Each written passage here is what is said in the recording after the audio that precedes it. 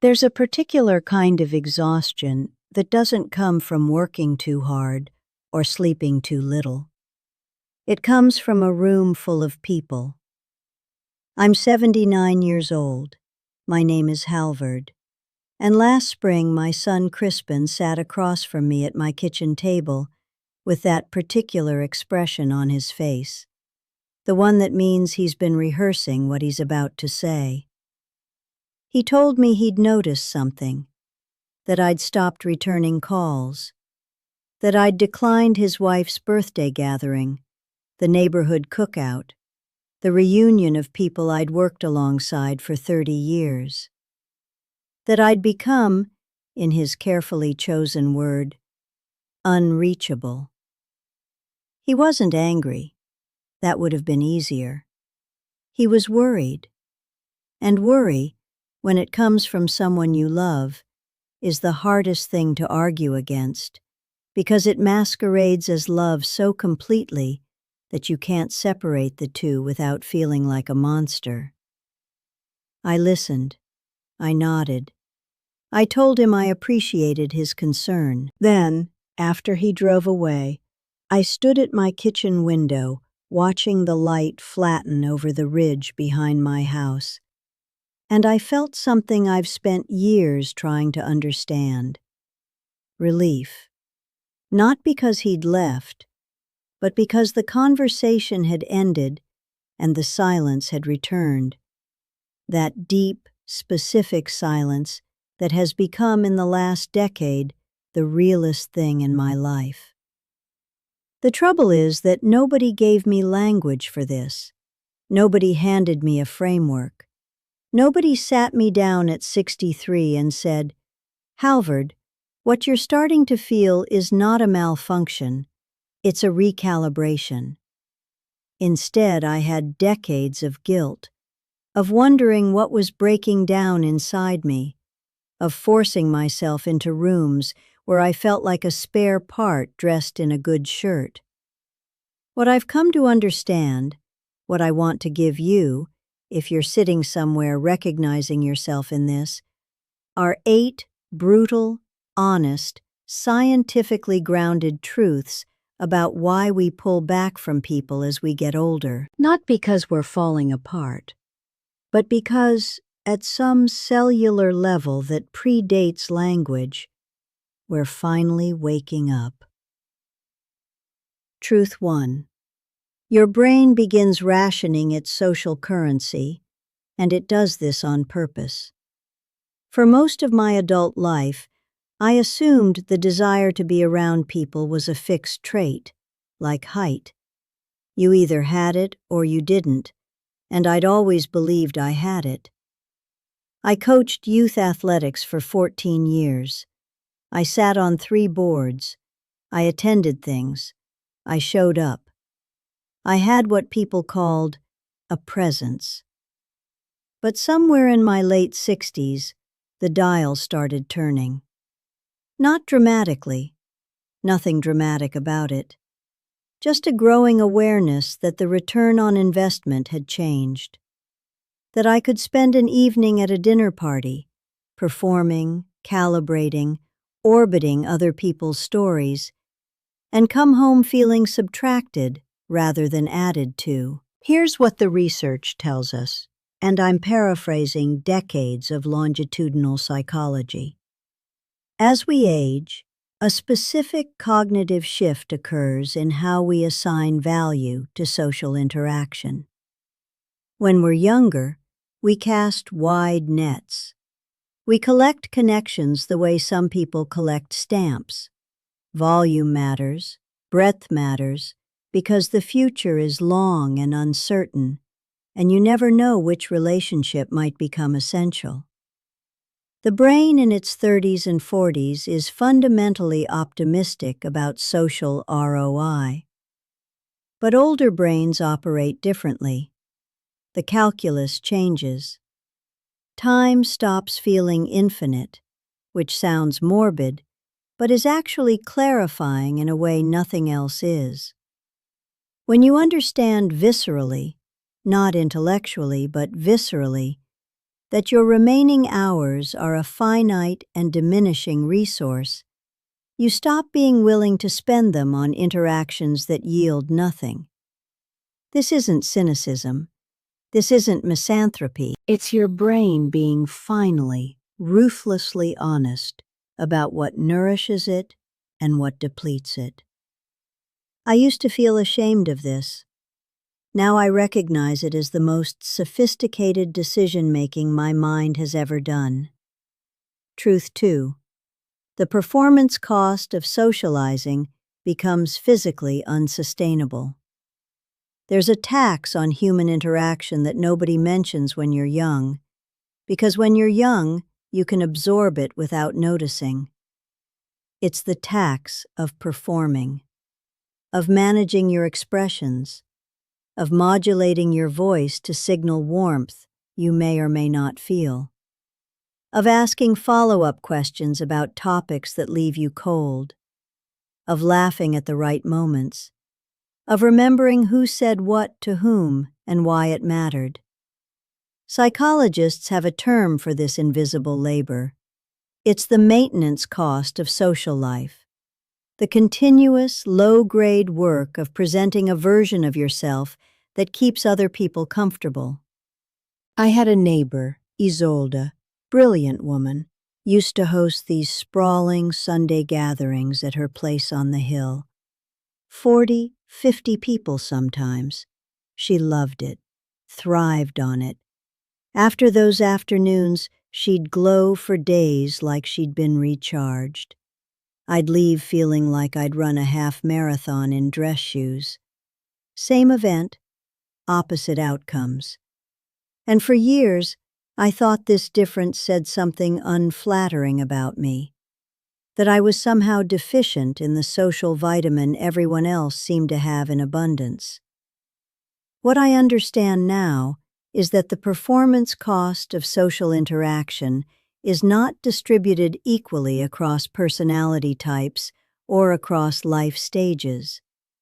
For many of us, particularly as we age, the neurological overhead of maintaining social presentation becomes genuinely costly in ways that accumulate and compound. It's not laziness. It's not selfishness. Your nervous system is sending you accurate information about resource depletion. And ignoring it repeatedly is the thing that actually damages you. When you stop going to things, sometimes you're not avoiding people. Sometimes you're honoring the limits of a system that's been working for 70-something years and deserves some honest accounting. Truth 3. Autonomy stops being a preference and becomes a biological necessity. My daughter-in-law Priscilla means well. I want to be very clear about that before I tell you what happened last October. She organized a trip, 10 days, a river cruise through a country I'd have chosen to see, under circumstances I'd have never chosen. Shared meals, shared schedules, shared excursion buses. The itinerary arrived printed and laminated, which should have been my warning. I went because declining felt like confirming every concern Crispin had raised at my kitchen table. I went because I told myself I was being rigid, that this was exactly the kind of thing I needed to push through. By day 3, I was fantasizing about airports. Here's the psychological truth underneath that experience. One of the most consistent findings in the study of aging and well-being is that perceived control over one's daily life is not merely pleasant. It's structurally connected to cognitive health, immune function, and psychological resilience. This isn't a metaphor. The sense of autonomy, of being the author of your own hours, has measurable physiological correlates. When we're young, we relinquish control constantly because we have no choice. Children need feeding, employers need hours, spouses need compromise. The entire architecture of midlife is built on negotiated autonomy.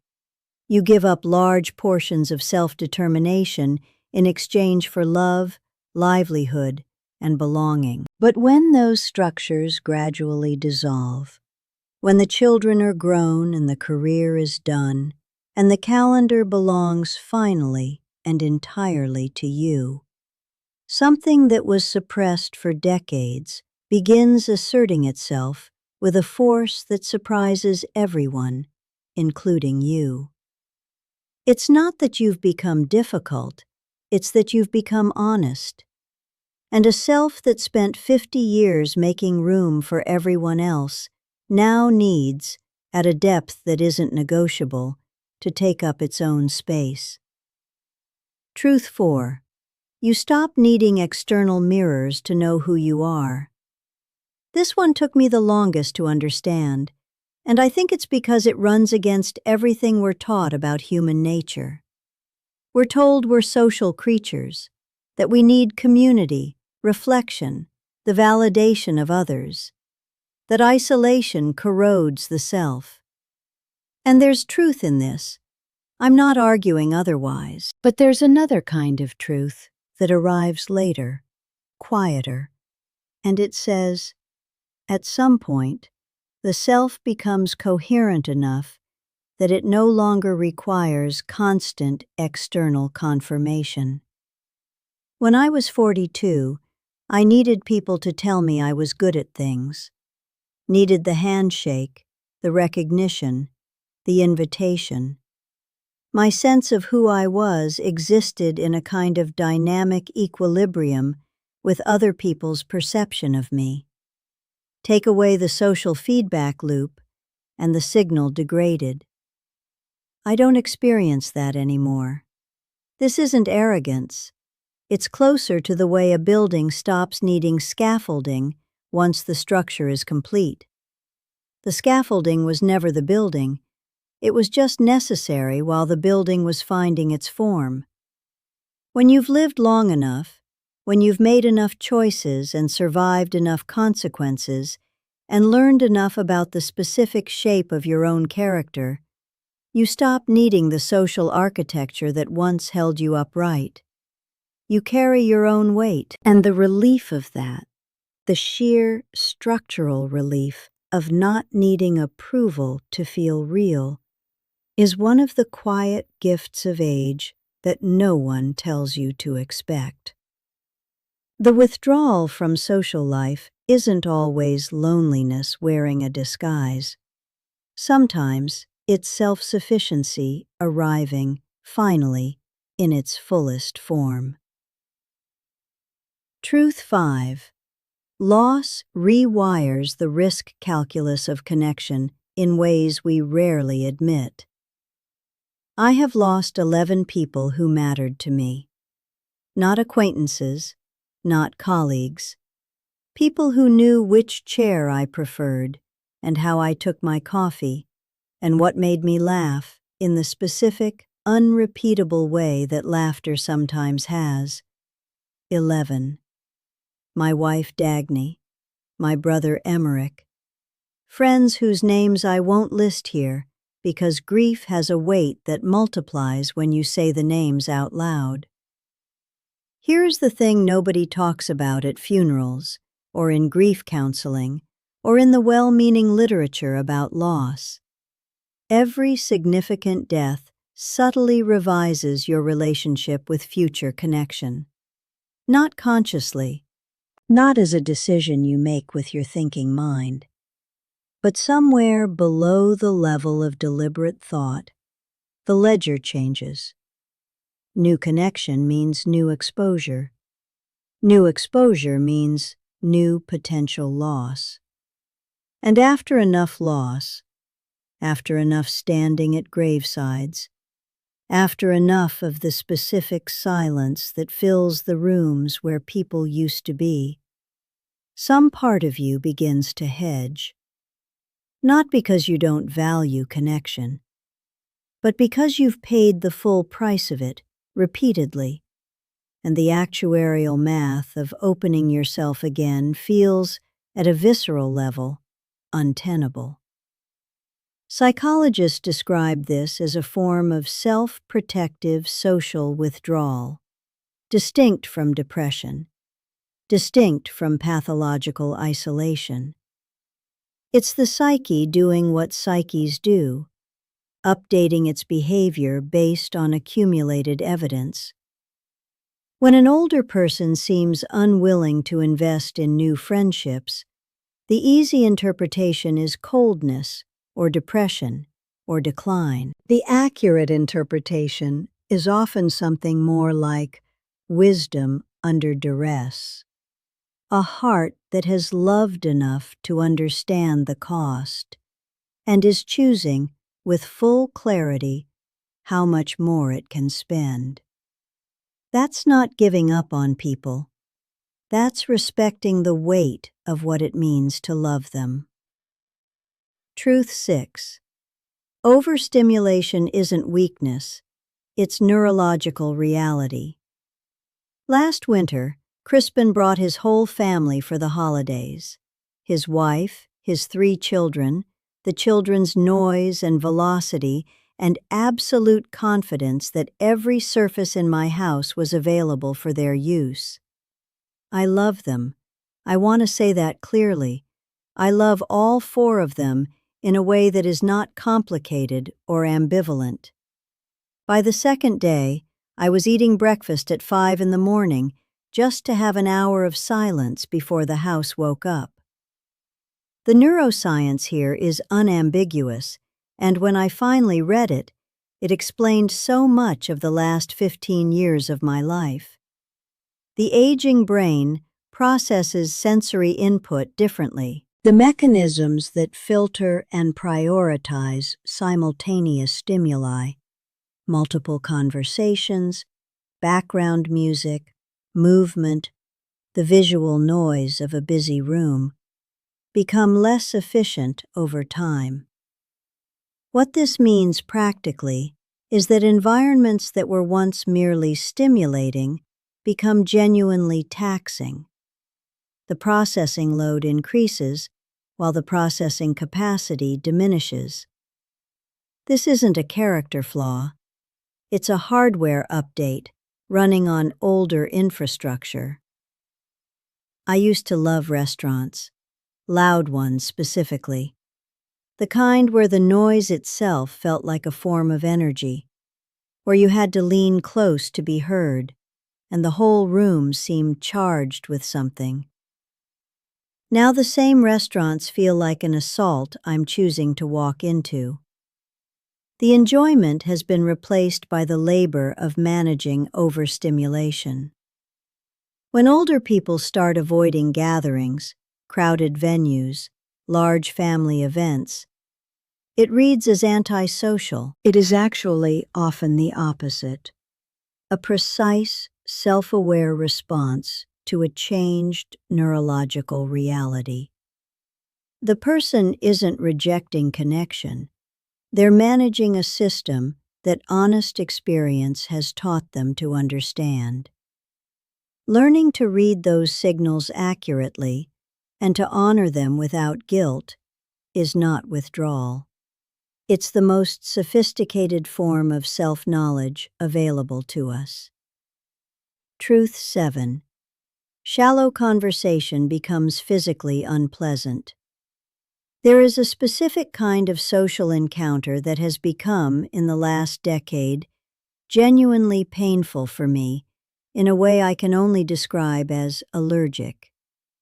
It involves standing in proximity to someone I barely know, exchanging observations about the weather, the traffic, the general state of things, and waiting, both of us waiting, for the socially acceptable moment to move away from each other. I used to be good at this. I had a catalog of small talk maneuvers, elegant transitions, ways of seeming engaged while engaging in nothing. A whole repertoire of surface performance accumulated over 50 years of professional and social life. Now it costs me something real, not figuratively, something real and depleting. Here's what cognitive science offers. As we age, the brain's preference for meaningful, substantive exchange over transactional social interaction increases significantly. The neural reward pathways that once activated reliably for any form of social contact become more selective. They respond to depth. They become increasingly indifferent, and then resistant, to noise dressed as communication. This is why an evening with someone who genuinely interests you can feel energizing well into your 70s and 80s, while an hour of cocktail party orbiting at the same age feels like draining a battery you can't easily recharge. The selectivity isn't social anxiety. It isn't elitism. It's your brain having developed, over 7 or 8 decades of incoming data, a highly refined sense of what constitutes actual nourishment versus what constitutes the social equivalent of empty calories. When you find yourself unable to feign interest in conversations that carry no weight, it doesn't mean you've become cold. It means you've become honest. And honesty, at this stage of life, is the only remaining luxury worth protecting. Truth 8. Solitude is not the absence of connection.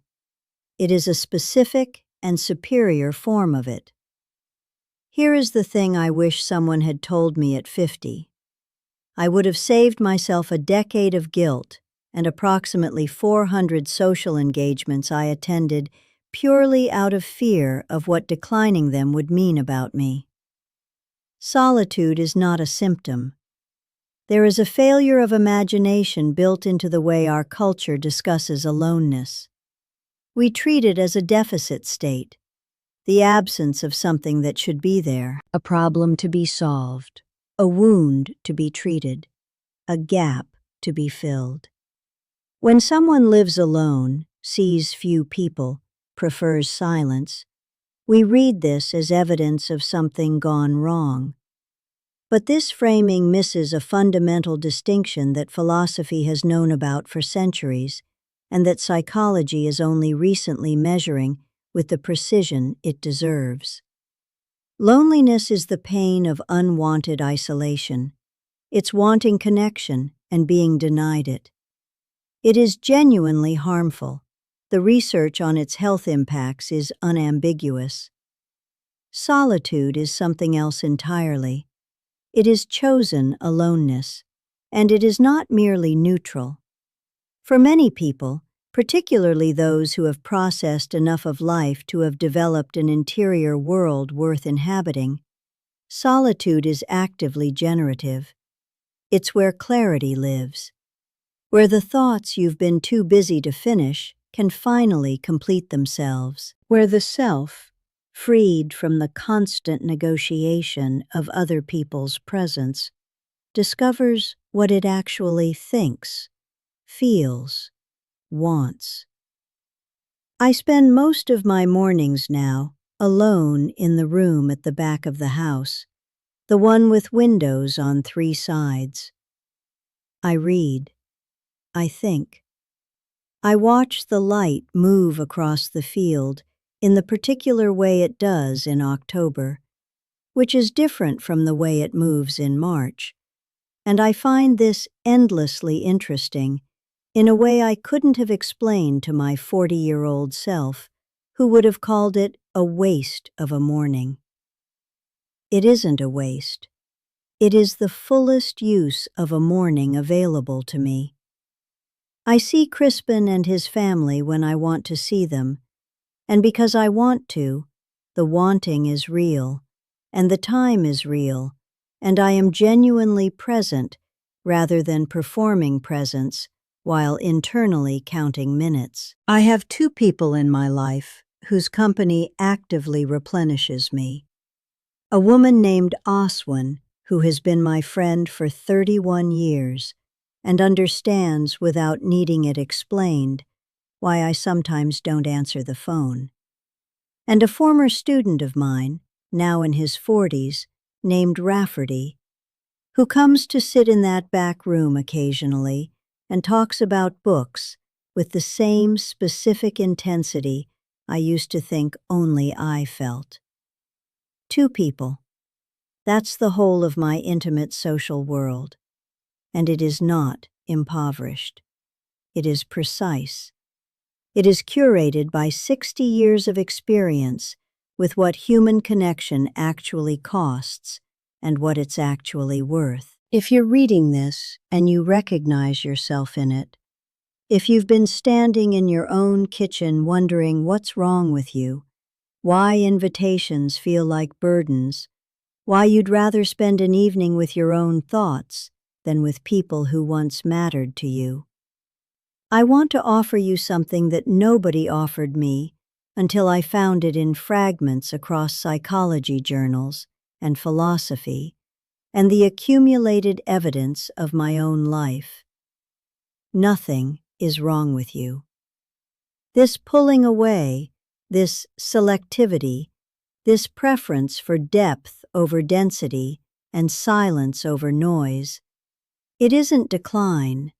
It isn't depression masquerading as introversion. It isn't you becoming someone lesser, colder, more broken. It's 8 specific, documented, neurologically grounded truths about what happens when a human being has been alive long enough to understand what they actually need. Your brain is rewiring toward depth. Your tolerance for performance is accurately reporting its real limits. Your need for autonomy is asserting something that was suppressed for decades. Your identity has found its internal source. Your capacity for loss is protecting you with the only tools available to it. Your nervous system is telling you the truth about what it can process. Your appetite for shallow exchange has been replaced by something more discerning. And your solitude is not a symptom, it's a destination. These aren't things going wrong with you. They're you, finally, going right. The calendar on my wall has very little on it. The phone on my counter is often quiet. The house, by most stand, would seem too still. By mine, it seems exactly full. And if it takes until 79 to learn the difference between what you've been told you should want and what you actually, specifically, irreducibly need, well, better late than not at all. Better silence chosen than noise endured. Better the one real conversation than 40 performances that leave everyone alone together in a crowded room. I'm not going crazy. You're not going crazy. We're just, finally, going honest.